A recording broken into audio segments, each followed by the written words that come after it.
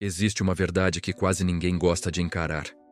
A Bíblia ensina que o sangue de Cristo cobre pecados reais e pesados, mentiras, roubos, adultérios, traições e até assassinatos. A graça de Deus é maior do que a nossa sujeira.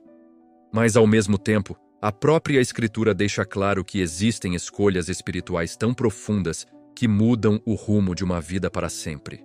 Não estamos falando de tropeços, crises emocionais ou momentos de fraqueza. Estamos falando de decisões conscientes, frias e deliberadas. Atitudes em que a pessoa olha para a verdade, reconhece quem Deus é e, ainda assim, decide rejeitá-lo.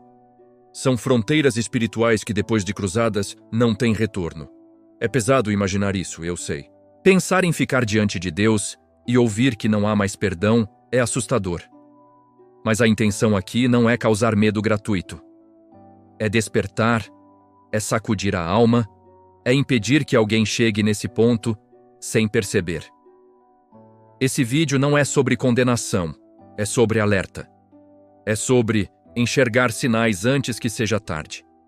Então, respira fundo, abre o coração e caminha comigo por esse assunto com maturidade e honestidade.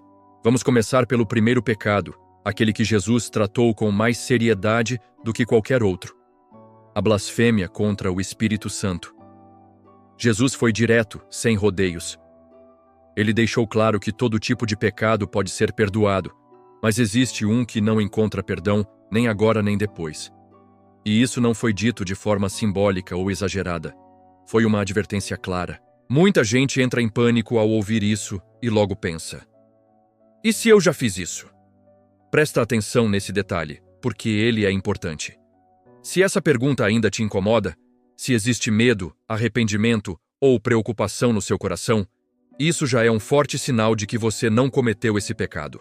A blasfêmia contra o Espírito Santo não acontece num acesso de raiva, numa fala impensada ou num dia ruim.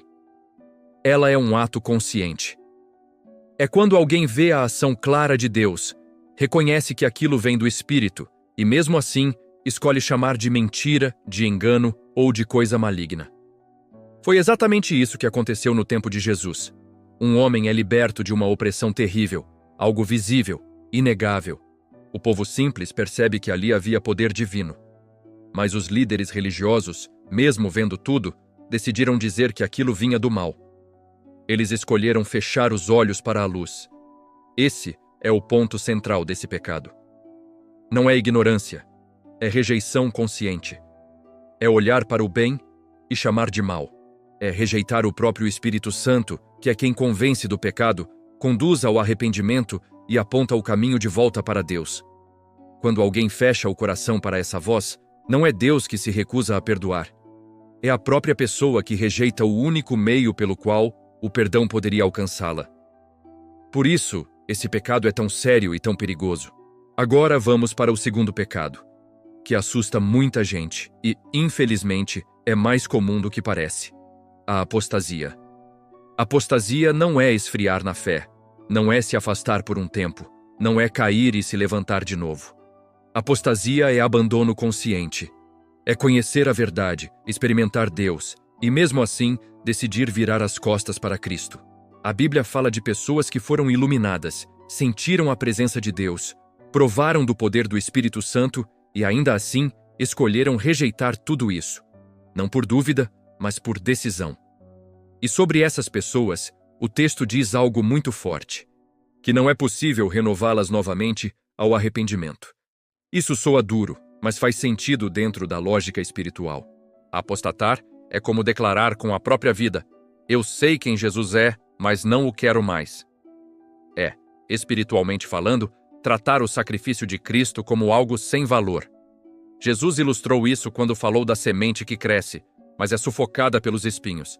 Ela não morre por falta de água ou sol, mas porque outras coisas se tornam mais importantes. O coração escolhe o mundo no lugar de Deus.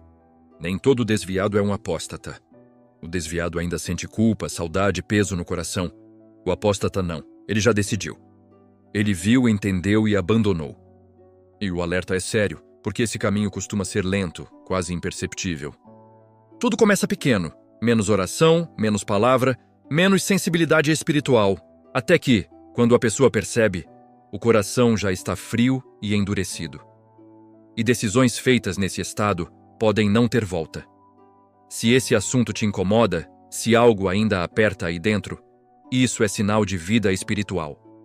Enquanto existe sensibilidade, ainda há esperança.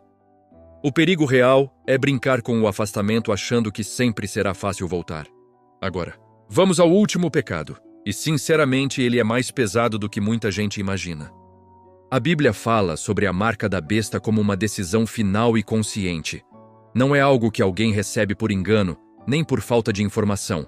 É uma escolha clara de alinhamento com o sistema do anticristo e rejeição total de Cristo. Essa marca representa mente e prática.